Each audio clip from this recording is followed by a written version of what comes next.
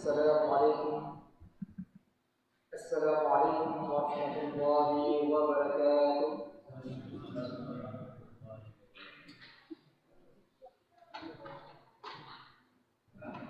Alhamdulillahirabbil alamin.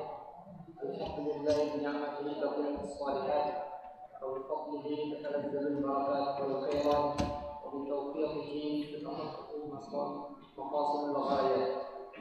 Assalatu wassalamu ala kanzil kainat wa sayyidis sadat Rasulullah sallallahu alaihi wasallam wa ala alihi wa ashabihi ajma'in. Amma ba'd. Puji syukur kepada Allah Subhanahu wa taala yang mana dengan rahmat Allah sampai dengan subuh pagi ini kita masih dapat diberikan kesempatan oleh Allah Subhanahu wa taala untuk dapat menjalankan ibadah subuh secara berjamaah di Masjid An-Nur yang mulia ini. Kemudian selawat dan salam bersama-sama kita sampaikan kepada pembuat alam Nabi besar Muhammad sallallahu alaihi wasallam, qudwatun hasanah surga dan kita semuanya. Jamaah semua yang dirahmati Allah Subhanahu wa taala, berbicara tentang ekonomi maka kita tidak akan terlepas dari pembahasan yang namanya al-mal. Al-mal itu harta. Harta ada yang berbentuk aset lancar. Aset lancar itu contohnya uang, emas, perak.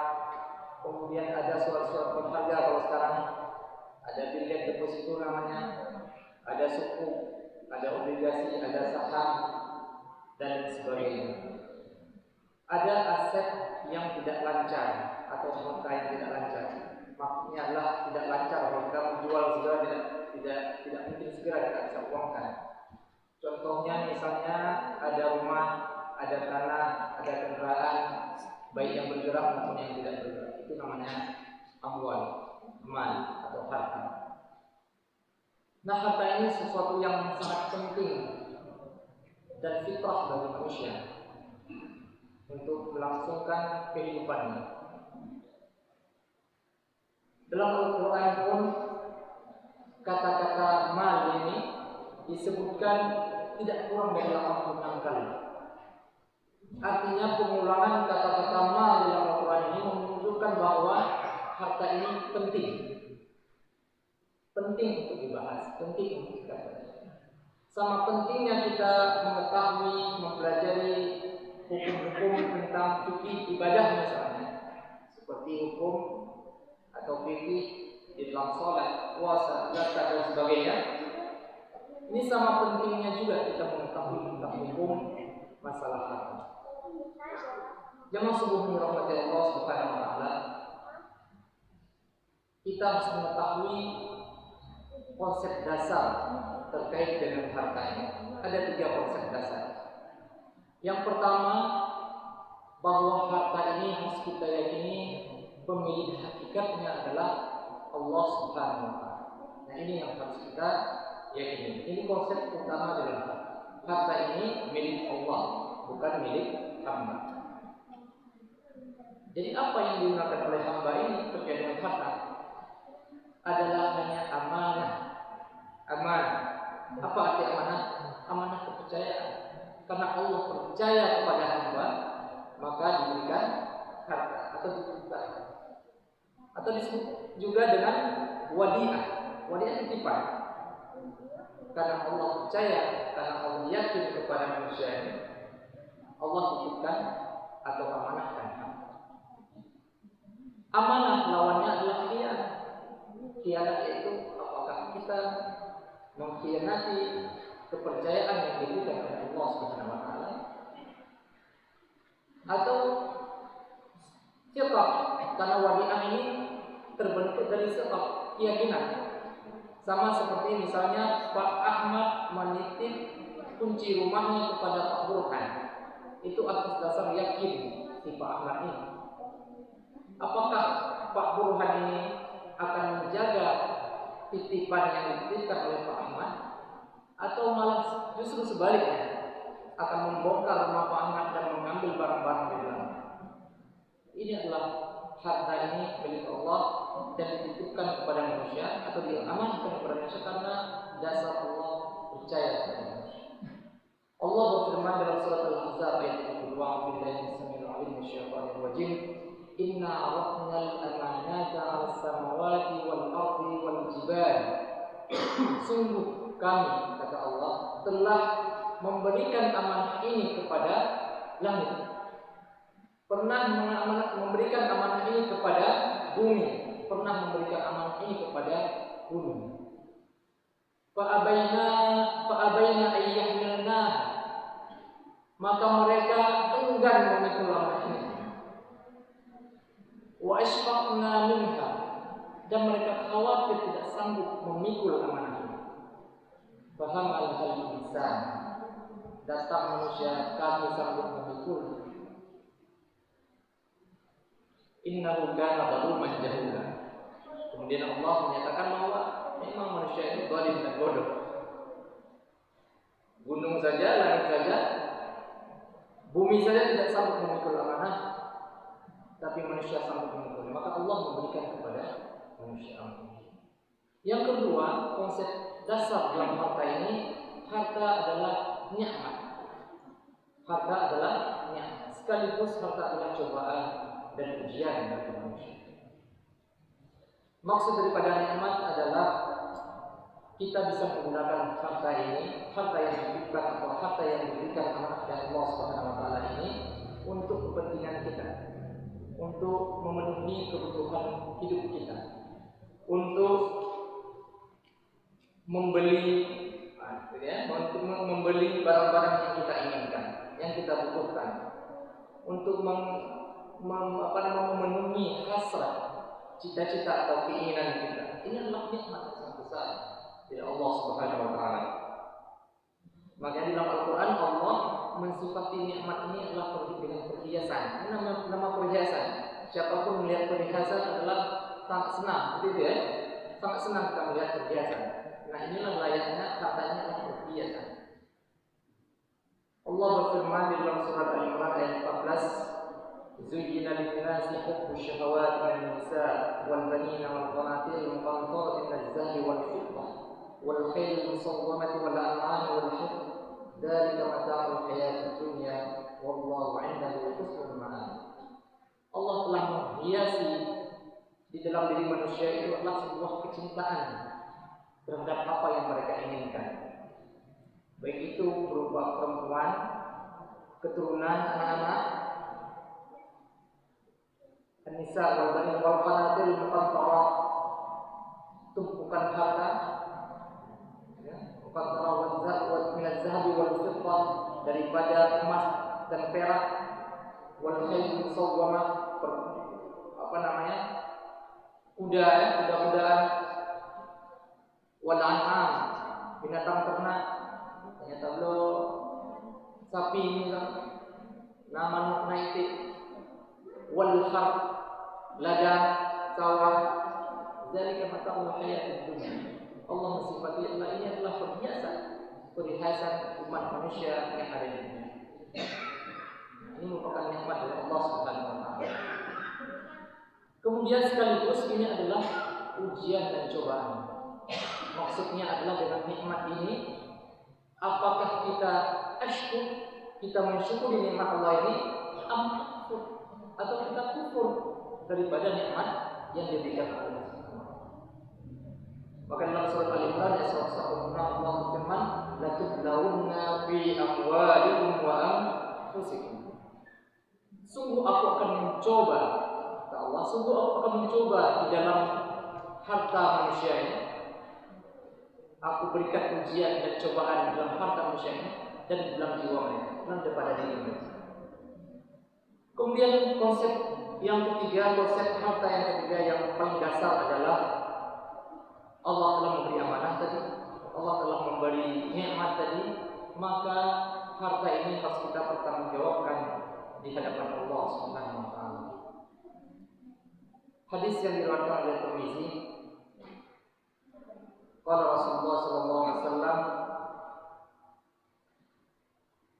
Rasulullah sallallahu alaihi wasallam bersabda dalam hadis Tirmizi, la tazula qadama 'abdin hatta yus'ala an arba. Maka dari akhirat itu langkah kita itu tidak bisa melangkah sebelum kita dihisab atau kita ditanyakan oleh 4 perkara ini. Yang pertama, wanamuhi bima afna. Umurmu kemana kamu habiskan? Usia kita kemana kita habiskan? Wa an jismihi bima abla.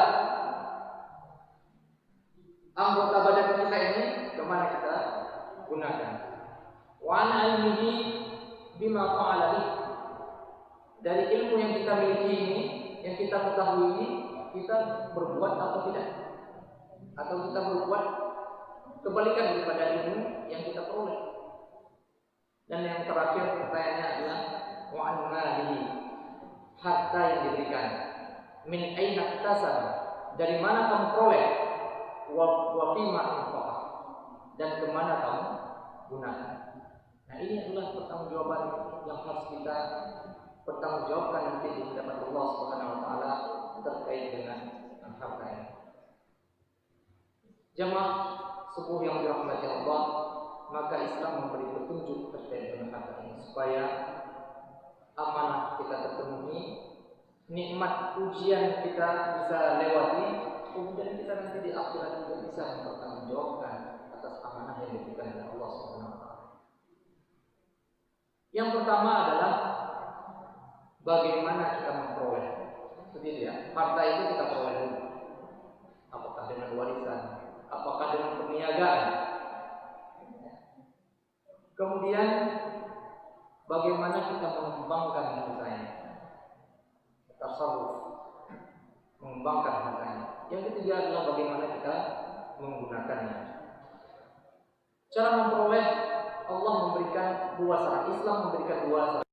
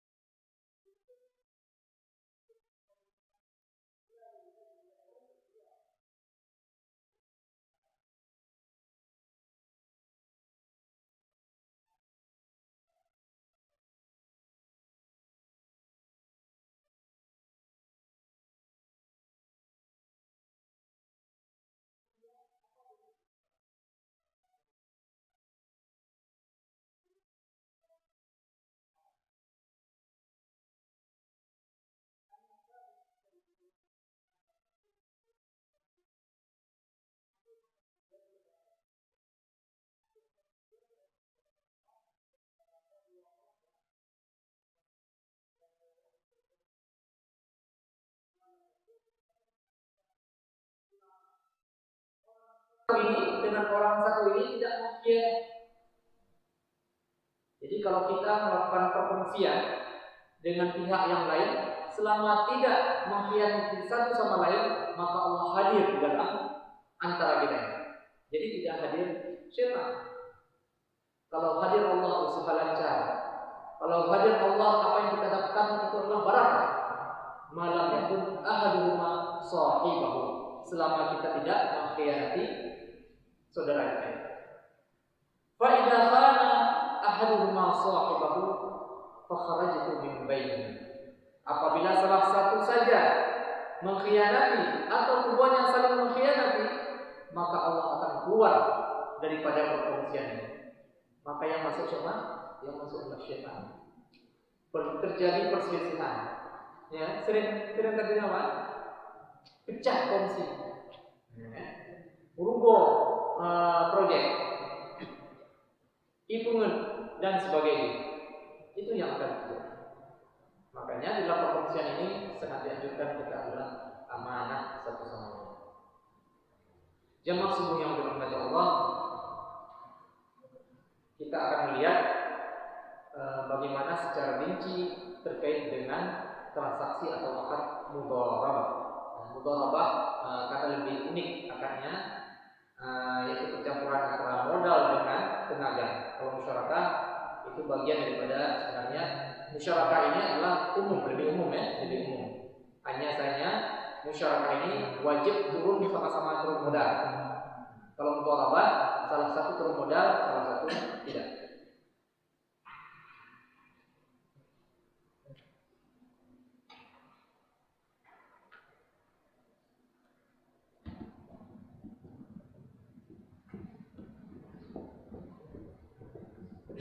Mudharabah. Sebelum kita membahas terkait dengan mudharabah, mudharabah ini terbagi menjadi dua bagian. Yang pertama ada mudharabah mutlaqah. Yang kedua ada mudharabah muqayyad. Apa maksud mudharabah mutlaqah? Mudharabah mutlaqah adalah usaha yang dilakukan oleh si pemilik tenaga ini bebas, selama halal dan menguntungkan, bebas, tanpa disyaratkan oleh pemilik dana. Jadi pihak pemilik dana ini tidak mensyaratkan, oh ini harus pertanian, tidak boleh perikanan. Nah, jadi tidak disyaratkan, bebas. Ini saya percayakan dana ini kembangkan saja. Contoh misalnya kalau dalam perbankan, kita datang ke bank, saya ada uang, saya menginvestasikan uang ke bank syariah misalnya ya, dengan cara mudharabah. Kita mempercayakan bank syariah. Bank syariah saya investasikan, salurkan saja ke berbagai sektor, baik ke pertanian, ke pedagang, ya, ke perikanan misalnya, ke peternakan dan lain sebagainya. Asal itu menguntungkan dan halal, kerjakan saja. Nah itu disebut dengan mudharabah mutlaqah. Namun sebaliknya, jika pemilik modal ini menentukan bank syariah atau saudara tidak boleh ditransaksikan uang ini atau dana ini ke sektor pertanian misalnya, karena saat ini pertanian lagi tidak bagus misalnya, kita tentukan sektor pertambangan. Nah ini disebut dengan mudharabah muqayyadah. Kita kaitkan dengan sesuatu hal. Jadi si mudharib ini, si pemilik tenaga ini atau si pengusaha ini tidak boleh melewati daripada ketentuan yang telah disepakati. Nah, ini disebut mudharabah muqayyadah. Layaknya akad-akad yang lain, mudharabah juga harus memenuhi rukun-rukun akad. Nah, ini tidak boleh kita lupa. Rukun-rukun akad mudharabah. Rukun yang pertama disebut dengan shahibul mal atau si pemodal atau pemilik modal. Pemodal. Ini yang punya harta, tapi tidak mempunyai kemampuan mengembangkan harta. Rukun yang kedua disebut dengan mudharib. Mudharib itu adalah pengelola. Pengelola itu biasanya tidak memiliki harta, bukan biasanya memang tidak memiliki modal, hanya memiliki kemampuan mengembangkan modal. Yang selanjutnya komponen ketiga disebut dengan rasul mal atau adalah modal. Ini sudah masuk objek akar, modal.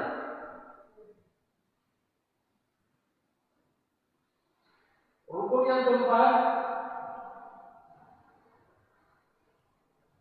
adalah proyek usaha.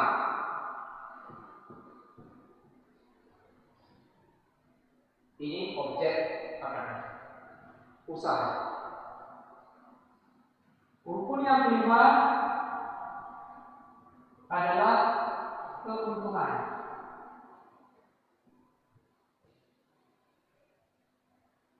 Kenapa kita coba kerugian? Karena tidak mungkin kita rugi. Kita tidak mungkin kita ingin rugi. Makanya kita buat keuntungan. Jadi rukunnya adalah riba, keuntungan. Suatu transaksi itu yang diharapkan adalah keuntungan, bukan kerugian. Kita bisa dengan bagus.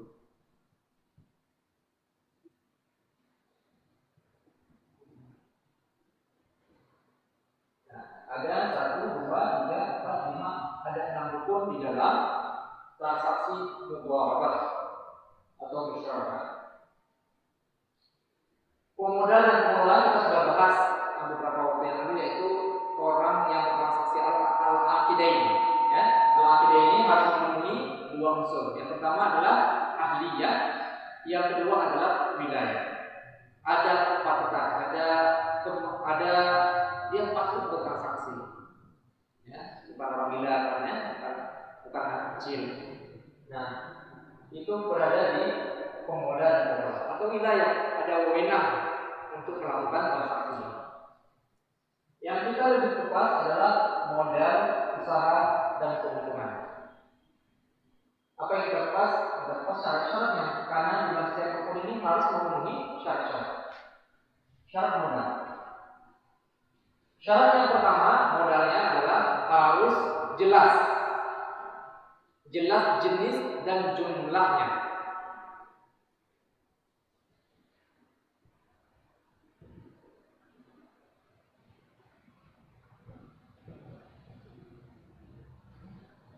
Jenisnya jelas. Kalau jumlah mata uang misalnya rupiah, ya, atau dolar, atau euro misalnya, harus jelas jenisnya. Kalau barang misalnya tanah atau kontrakan, gitu ya, jelas jenisnya. Kemudian jelas jumlahnya, berapa dolar, berapa rupiah, berapa meter, jelas, harus jelas. Yang kedua, jika modal ini berbentuk barang, harus dinilai dulu sehingga bisa berbentuk uang. Misalnya tanah berapa meter, gudang berapa meter, berapa luas, gitu ya. Jadi misalnya kalau barang harus dinilai.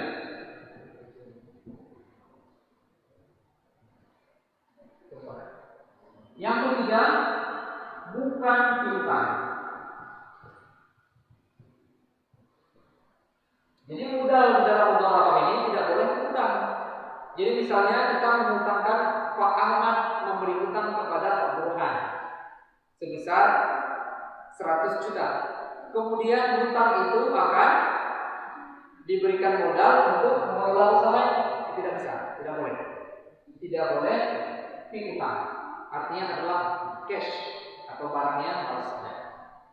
Ini adalah syarat-syarat modal berdasarkan fatwa Dewan Syariah Nasional terkait dengan bab mudharabah. Yang selanjutnya adalah syarat usaha. Nah, syarat usaha ini mudharib mempunyai hak eksklusif di dalam melakukan pengelolaan dana ini. Ada hak eksklusif. artinya adalah mempunyai kebebasan, ya, mempunyai kebebasan. Jadi tidak dikekang oleh si pemodal. Apa hak si pemodal di dalam melakukan kegiatan usaha? Hak si pemodal dalam melakukan kegiatan usaha adalah pengawasan. Jadi pemodal ini hanya batasnya mengawasi, ya, hanya mengawasi atau memberi batasan-batasan umum. Tapi operasionalnya ini tidak boleh diganggu gugat. Hak eksklusif bagi si mubarik pengelola. Ya. Apa batasan-batasan? Batasan-batasan umumnya yang pertama taat itu tidak melewati batas. Gitu ya. Si pengelola ini tidak melewati batas kesepakatan. Itu tidak boleh. Kemudian tafrid, ya, tidak boleh lalai. Si pengelola ini tidak boleh lalai dalam kegiatan usahanya. Lalai misalnya contohnya,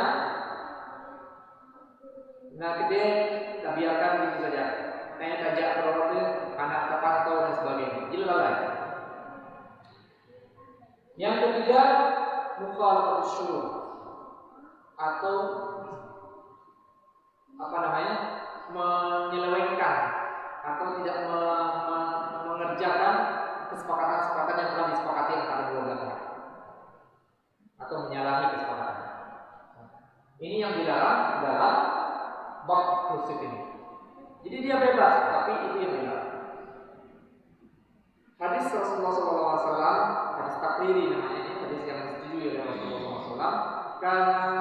Karena Sayyidina Abbas Ibnu Abdul Muttalib idza dafa'a malan mudharabatan ishtarata li sahibihi. Jadi Ibnu Abbas radhiyallahu anhu apabila ingin melakukan kegiatan mudharabah,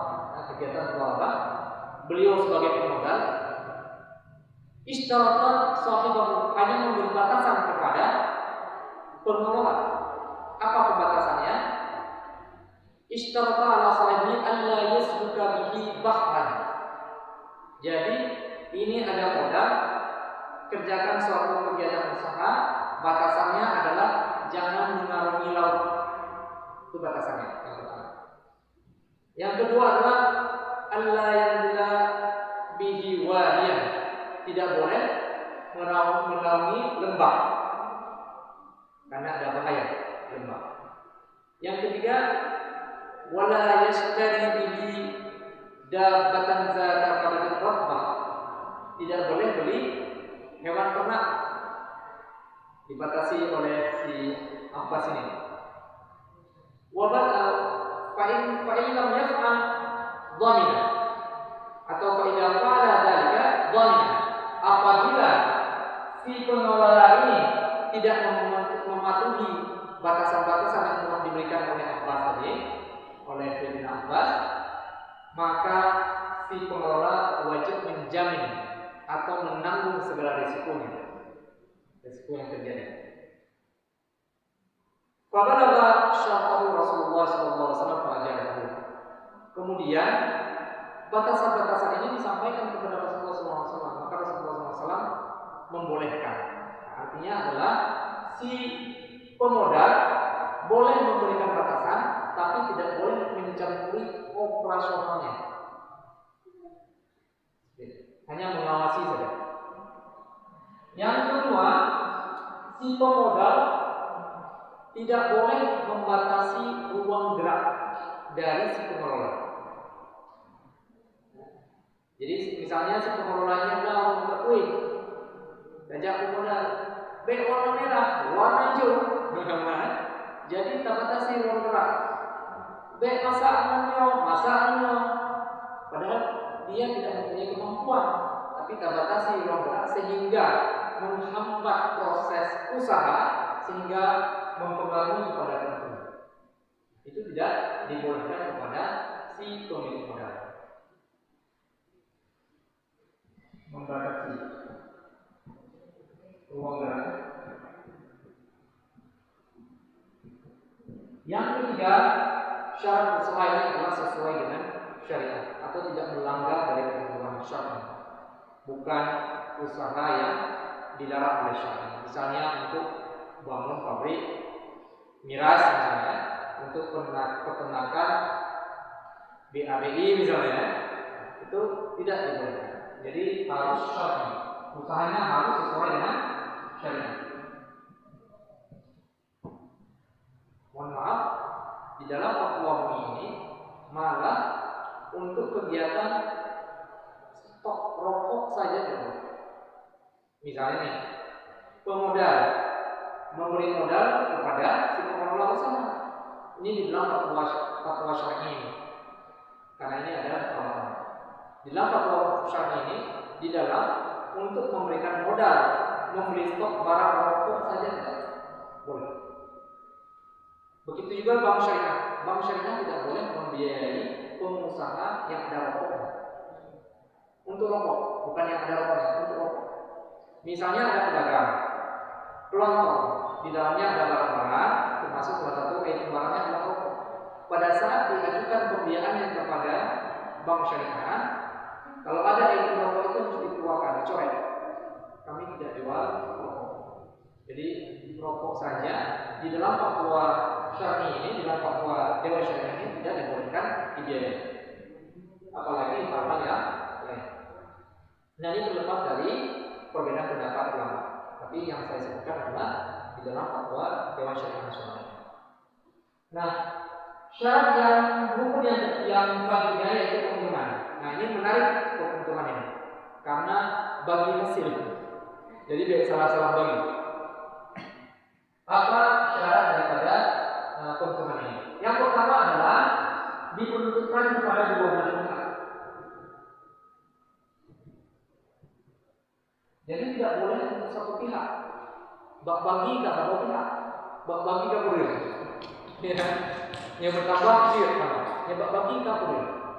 Jadi tidak boleh diperuntukkan kepada satu pihak. Jadi modal berdua, bak bagi tak boleh, berput dan sebagainya. Atau untuk satu orang, si pengelola ini hanya pengelola saja, tidak dapat bagian keuntungan. Nah, itu tidak dibolehkan. Yang kedua, harus proporsional.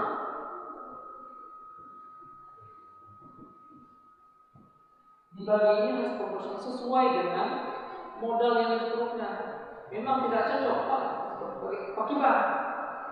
Kan satu untuk modal, satu tenaga, bagaimana proporsional. Modal misalnya sekian untuk kegiatan usaha sekian, yang tenaga yang dikeluarkan sekian, itu sudah bisa diukur, disepakati. Tidak ada pembatasan harus sekian, 50%, tidak, harus disepakati ada beberapa. Karena beda-beda usaha, beda-beda modal, beda-beda tenaga yang disalurkan. Harus proporsional. Nah, bagaimana kita menentukan bagi hasil? Menentukan bagi hasil dengan cara menentukan nisbah bagi hasil atau porsi keuntungan. Nah, misalnya kita ukur pemilik modalnya besar. Misalnya modalnya besar, kegiatan usahanya B, keuntungannya besar, tapi tenaga yang dikeluarkan oleh kita tidak begitu besar. Karena si pemilik modal ini selain mengeluarkan modal berupa uang, mengeluarkan modal juga berupa pabrik, plus dengan mesin-mesinnya di dalamnya. Jadi modalnya lebih besar ketimbang tenaganya.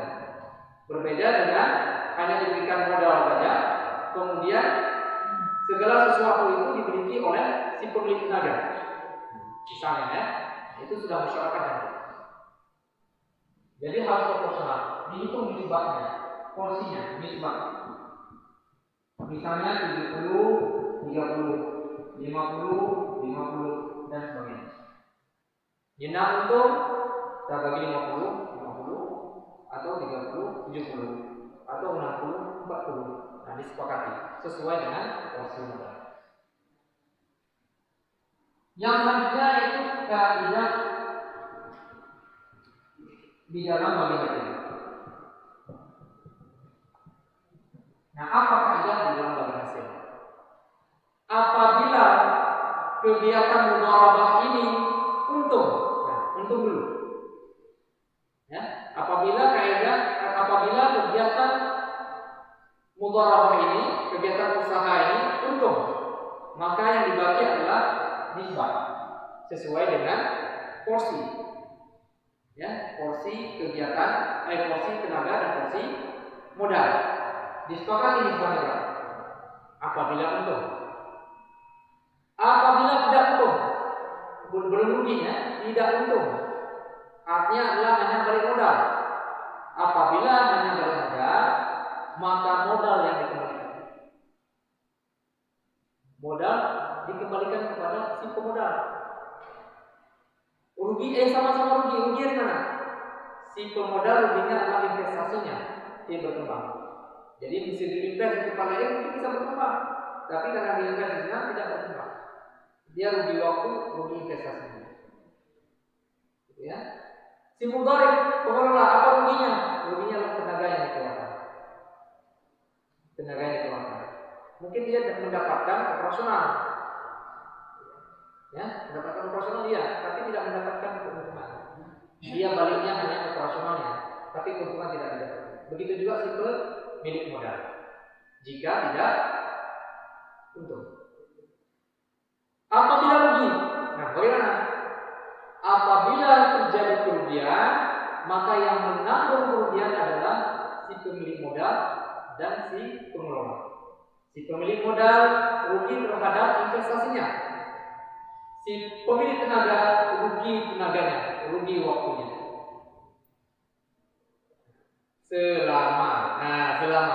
Selama si pengelola ini tidak tadi taat di kelewat batas, tidak hafid lalai, tidak mukhalafat syurut atau menyelewengkan kesepakatan. Selama itu. Tapi selama kerugiannya diakibatkan oleh eksternal, oleh sesuatu kondisi, lagi keadaan COVID yang saya, nah itu kerugian ditanggung oleh pemilik modal terhadap modalnya dan pengelola terhadap pengelolaan usahanya. Gitu ya. Berbeda dengan masyarakat. Masyarakat kalau untung dibagi sesuai dengan porsi modal, kalau rugi dibagi juga sesuai dengan porsi modal. Masyarakat tadi yang modal dan modal.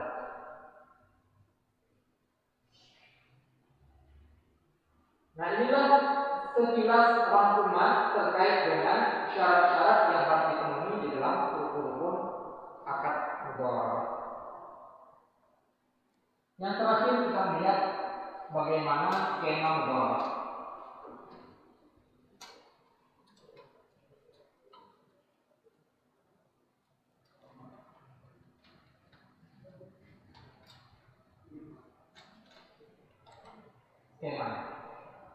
Skema gambar. Skema. Yang pertama adalah pemilik modal.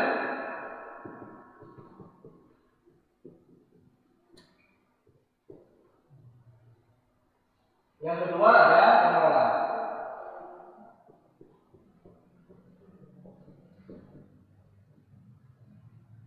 Si pemilik modal turun modal. Si pengelola memberikan kontribusi adalah tenaga, skill, atau kemampuan. Ini dicampurkan. Kemudian untuk suatu kegiatan usaha,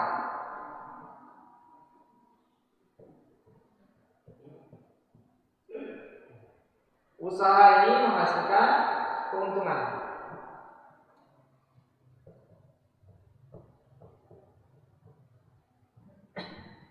Keuntungan harus lebih modal.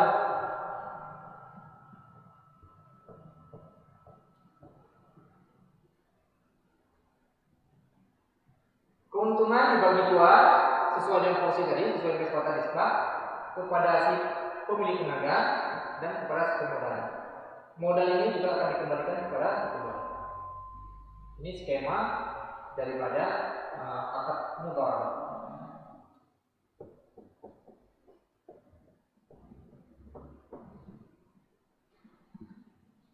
Nah, di dalam lembaga keuangan syariah terkait dengan bank syariah, di bank syariah bagaimana? Pemilik modal ini adalah nasabah. Pemilik modal adalah nasabah. Jika Bapak Ibu nanti ke bank syariah, saya ingin menabung. Nah, itu akan ditawarkan dua jenis tabungan. Yang pertama adalah tabungan wadiah. Wadiah hanya menitip saja. Saya titipkan uang, kapan saya perlu saya ambil. Itu disebut dengan wadiah. Bank syariah bisa menggunakan dengan wadiah development, akan dikembangkan juga usahanya, uangnya itu, tapi dijamin pengembaliannya. Nah, pengelola itu adalah bank. Akad yang kedua adalah mudharabah. Nah, saya ingin menabung, kan? Coba Bapak tes nanti ke bank syariah. Saya ingin menabung dengan konsep mudharabah. Seperti apa? Ditanyakan saja kepada nanti customer service-nya. Nah, akan diakadkan dengan konsep mudharabah. Pak, kita akan buka tentang mudharabah. Berapapun uang yang Bapak tabung di tabungan ini akan diinvestasikan nilainya. Artinya adalah nasabah modal, kemudian bank mengelola atau skill. Dia akan diinvestasikan ke sektor apa? Ke sektor banyak. Ada jual beli, ini ya. Ada jual beli. Kan kemarin jual beli itu nasabah datang ke bank ingin membeli barang, bank membeli barang, kemudian menjual dengan keuntungan, dapat untung. Keuntungan itu dibagi kepada nasabah sesuai dengan nisbah tadi, nisbah. Nah, di dalam lembar form permohonan pembukaan rekening itu ada kesepakatan, ada akadnya. Mudharabah, kita contohnya mudharabah. Berapa bagi hasilnya misalnya? 30-70 misalnya. Atau Bapak datang ke bank, ada uang di rumah, tadi konsep harta harus dikembangkan. Nah, datang ke bank syariah, saya punya uang harus dikembangkan, sama investasi, tolong investasikan. Nanti akan ditempatkan di deposito mudharabah. Deposito mudharabah. Nah, uangnya akan disalurkan kepada sektor real, kepada pedagang, kepada petani sawit. Di situ ada keuntungan, ada kerugian. Jadi keuntungannya akan dibagi, modalnya akan dikembalikan. Tetapi dalam bank syariah menganut sistem revenue sharing. Revenue sharing itu keuntungan dikumpulin, kerugian dikumpulin, seperti itu. Nah, bank syariah karena konsepnya harus lebih mencari untung, maka memperbesar proyek jual beli daripada proyek bagi hasil. Atau bagi hasil ini proyeknya selektif, diseleksi betul, karena ada potensi kerugian di dalam kegiatan mudharabah ini. Diseleksi betul, jadi tidak diberikan begitu saja. Karena tadi amanah si pemilik modal. Karena pemilik modal pada saat akad, bank syariah tolong investasikan uang saya ini dalam bentuk deposito mudharabah ke sektor halal dan menguntungkan. Ada dalam kata-kata akad tadi. Nah, jadi bank syariah akan mencari usaha-usaha yang lebih menguntungkan. Nah, artinya adalah mencampurkan usaha-usaha yang jelas untungnya seperti jual beli, sewa menyewa dengan konsep bagi hasilnya. Jadi keuntungan yang diperoleh akan dibagikan. Jadi untung yang besar ditambah dengan kerugian yang kecil, maka tidak terjadi kerugian. Oleh karena itu, kenapa nasabah tidak pernah rugi? Begitu Pak ya? Kenapa uangnya tidak pernah habis pokoknya? Gitu ya? Bagi hasil dapat walaupun naik turun, tergantung keuntungan di lapangan. Gitu ya? Tapi pokoknya tidak habis. Pajak nonton mau cepet, jit, nah pengen. Gitu kan? Karena dicampurkan antara keuntungan yang besar dari jual beli dengan kerugian yang kecil yang kita saring dari kegiatan bisnis mudharabah. Nah, jadi anutannya adalah revenue sharing.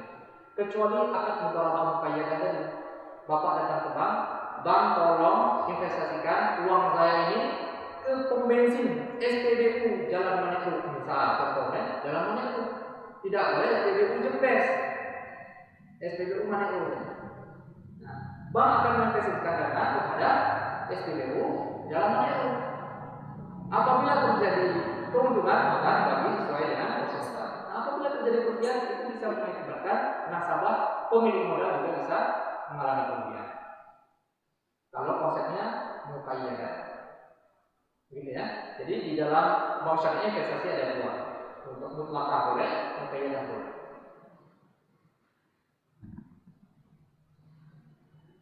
Nah, bisa jadi bank syariah itu sebagai pemilik modal, nah bukan sebagai pengelolanya. Pada saat bank syariah ini menyalurkan pembiayaannya kepada customer, ya, di sini terjadi percaturan modal antara modal nasabah dengan modal bank. Mungkin sampai di sini ada yang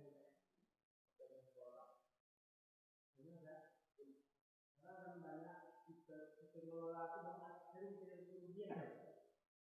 Nah, dia kita kasih modal, dia selama kebutuhan hidup dulu. Dia bisa ambil kebutuhan usahanya, untuk hidup lebih utama dulu. Makanya dengan hidup masih. Di saat itu waktu tempo, dia mulai rugi. Apa hukumnya? Ya, itu tidak jadi. Nah, bank ini karena terkait dengan tadi nasabah ya, makanya kita bicara bank. Nah, bank syariah pada saat menyalurkan pembiayaan dengan pola mudawarah ini menyepakati dulu kegiatan usahanya. Dia survei dulu kamu. Namanya kita investor.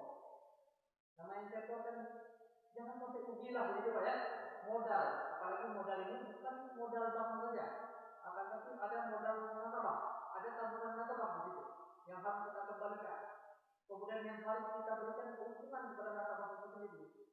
Karena kenapa? Kalau si pemilik modal ini nasabah tidak percaya lagi kepada bank, karena tentu kita investasi rugo. Jadi susah juga akan lagi. Makanya bank ini menjaga betul atau amanah betul terhadap investasi nasabah supaya tidak lari investornya. Sama lah seperti kita membuka usaha, kita mengundang investor, betul-betul kita menjaga supaya investornya tidak lari. Seperti yang terjadi di koran Barola di Ladong. Nah, investor itu kawasan industri di Ladong di Jakarta.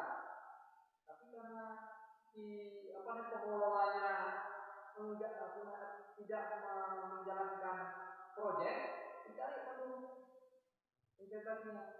Ada mungkin paling tidak setengah barang atau boleh beda, kadang boleh dong.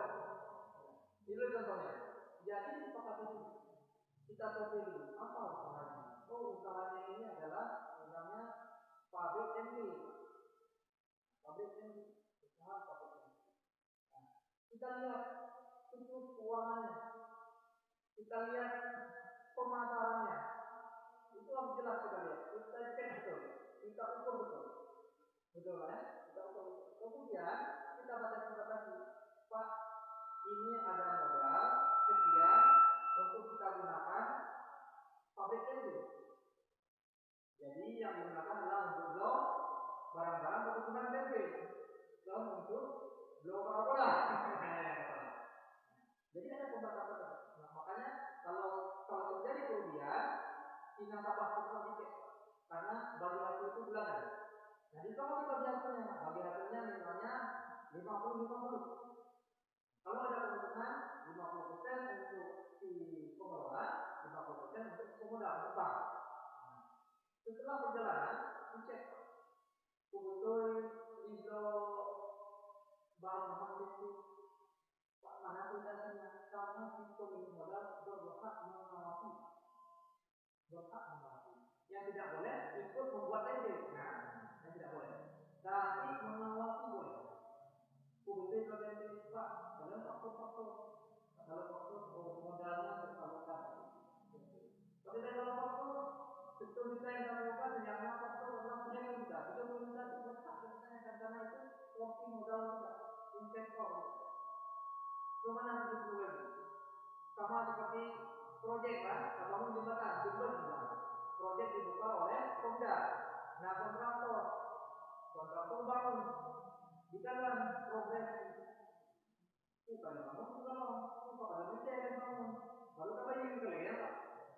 Jadi jika pengelola ini melewati batas keadilan, kemudian takut lalai, ada di potensi kepemimpinan menarik harta dan sebagainya, kita menjamur kabut itu lalai. Kemudian yang itu tidak membeli barang-barang yang tidak yang beberapa kalkulasi buka dan sebagainya. Mukalaf itu tadi, maka jika terjadi kerugian, si pengelola wajib menanggung kerugian. Wajib menanggung kerugian. Kemudian dalam bentuk pengawasan bank, setiap bulan akan berukur padu lagu sekian. Mengenai itu lagu sekian, padu modal sekian. Kebetulan modal, keuntungan sekian yang terjadi. Buat modal kurang. Bagi hasil bulan ini adalah sekian. Sebaiknya ini tipe kelola. Kemudian waktu tahun sebelum itu kok mana capai target? Nah ini misalnya kita mencarikan ya, dengan modal sekian, dengan usaha sekian, kita mencarikan uangnya akan untung sekian. Target boleh, tapi menentukan yang kita boleh. Menantikan berusaha, bukan capai target Pak Tuan. Berhak katanya. Apakah nanti capai target akan penjualan itu? Karena bank juga mengetahui bagaimana kondisi pasar. Menanggung lawan COVID.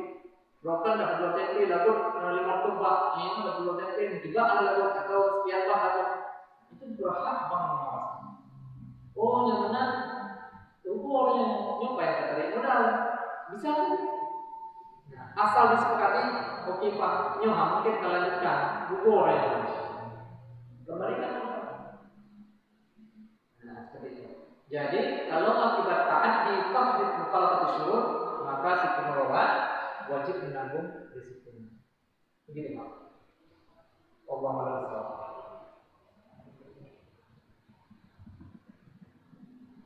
Kemarin ada yang tanyakan dropshipper. Ada. Ya, ada yang dropshipper. Ada. Ya. Ini lanjut dengan bahwa bank bisa berfungsi sebagai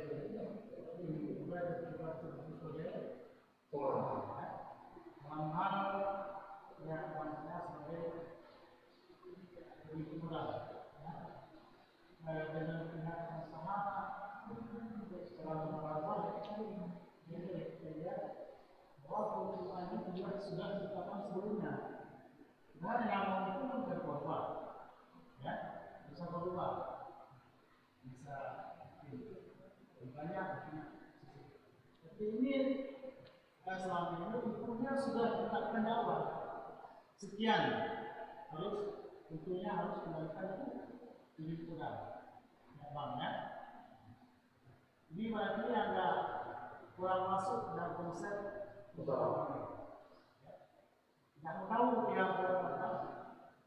bank, ya berarti untung kembali setiap bulan sekian. Walaupun mungkin nanti yang pengusaha ini tidak apa-apa deh, maka begini. Tapi pihak modal, yang penting kami dapat untung setiap bulan sekian. Yang kedua, seperti yang tadi, apabila terjadi penghentian usaha ya, di tengah jalan dia akan bisa sambung lagi. Jadi ini biasanya pihak pemilik modal dia mengambil untuk depan. Ini yang terjadi. Ya, bahkan saya sendiri sudah mengalami harus membayar keuntungan ya bank sampai ada 10 juta depan. Hitung berapa semua keuntungan dia sampai akhir masa, ya, berbayar. Pada saat kita menginginkan selain cas ya, selain penalti dan sebagainya, Pak ya. Bayar keuntungan sampai akhir masa pada waktunya. Iya. Bahkan mungkin sekarang berbayar minimal 2 bulan ya. 2 bulan ke depan atau selama ya. Yang menurut kami tidak masuk dalam konsep penjelasan. Baik.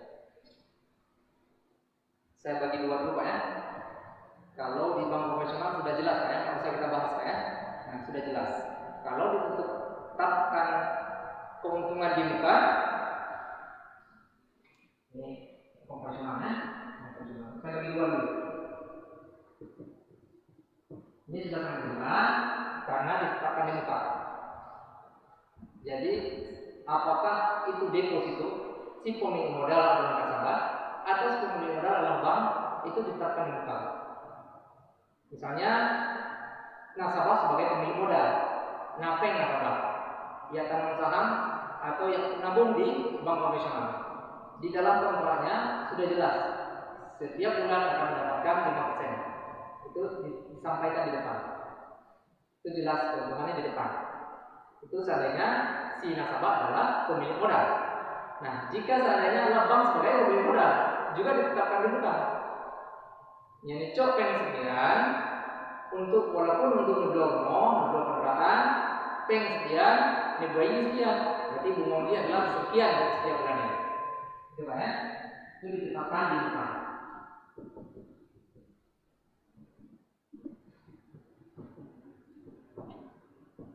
Persentasenya kan? Nah, bagaimana konsep di bank syariah? Nah, di bank syariah ini profesional, ini sudah jelas gitu, Di bank syariah kita cek dulu Pak, akadnya apa? Apakah murabahah atau mudharabah? Harus jelas di depan. Kalau konsepnya murabahah, jual beli, pada saat Bapak sebagai nasabah mengajukan pembiayaan kepada bank syariah adalah untuk membeli barang, itu jelas keuntungannya harus disampaikan di depan. Gak mungkin Pak, tapi belum barang ada untung. Itu Pak ya. Nah, pada saat Bapak Ahmad misalnya ke bank syariah, Pak Ahmad ingin membeli barang. Saya ingin merenovasi rumah. Kebutuhan saya adalah semen, pasir, batu bata, besi, labang dan sebagainya kan. Nah, datang ke bank syariah karena tidak toko bangunan harus tak blokes atau nyebi tangguh bayu tidak beli. Sedangkan kemampuan saya tidak mempunyai kemampuan, kita datang ke bank syariah. Bank syariah saya ingin membeli barang A, B, C, D sekian di toko A, gitu Pak ya. Kemudian bank syariah menelpon toko A, nah barang-barang tet, padahal harga 10 juta. Pak, harganya 10 juta Bang Blo, kamu Blo 20 juta. 20 juta yang keuntungan. Harus sampaikan itu Pak. Kalau konsepnya jual beli murabahah. Berarti hutang piutang Bapak, hutang piutang Pak Ahmad kepada bank adalah 20 juta, bukan 10 juta. 20 juta. 10 juta yang perlu nali. Yang modal bank membeli barang. Sama seperti pedagang.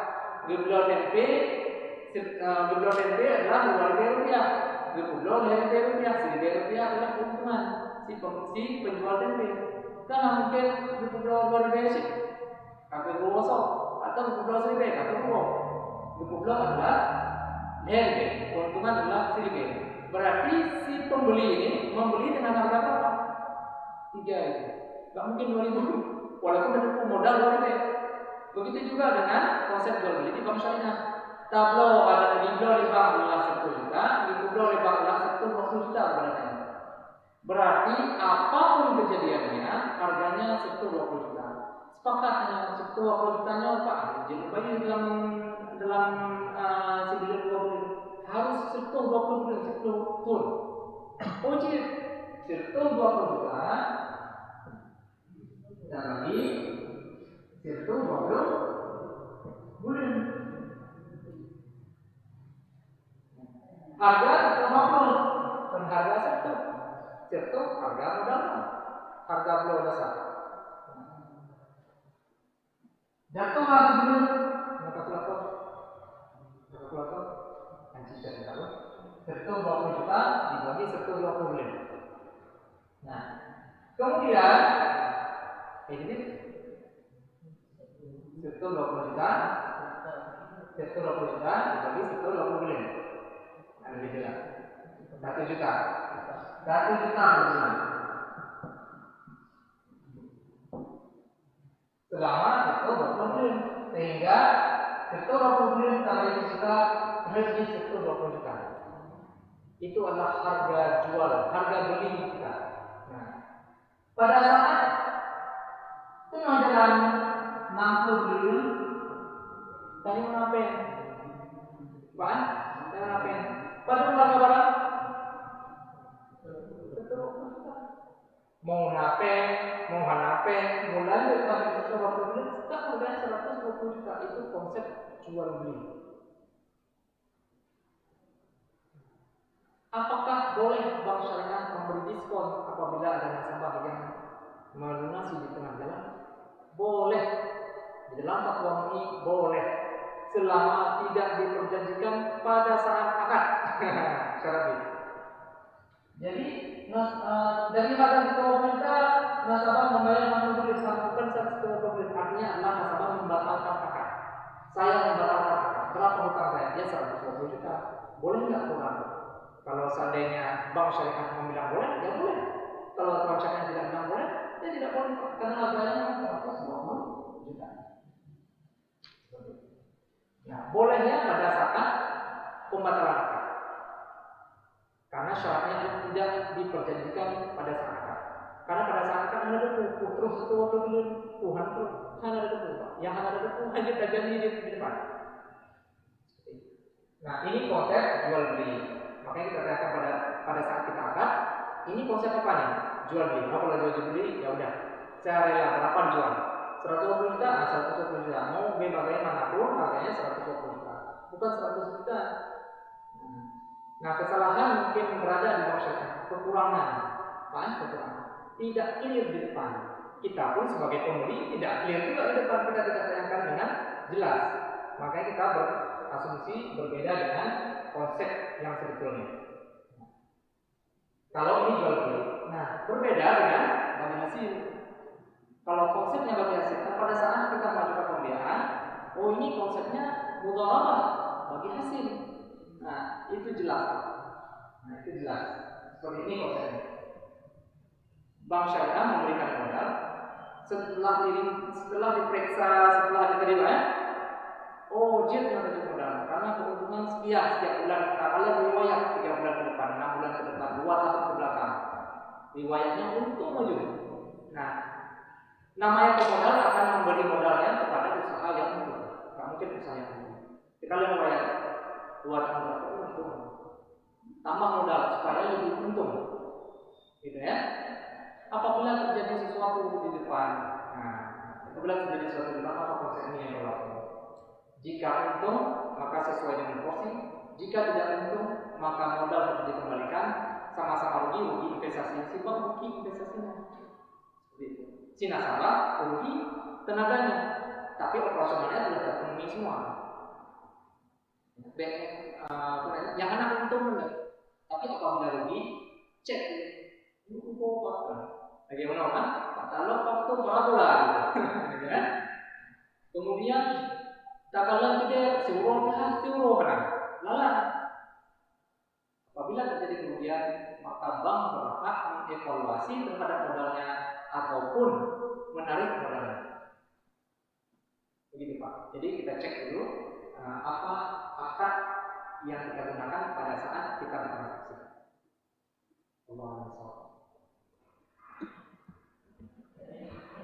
Baik, jamaah yang dirahmati Allah, alhamdulillah secara garis besar kita telah membahas kurang lebih selama 4 kali pertemuan ini terkait dengan fikih muamalah kontemporer. Sebenarnya ini adalah dasar-dasar sekali yang kita pelajari pada kajian Ramadan ini.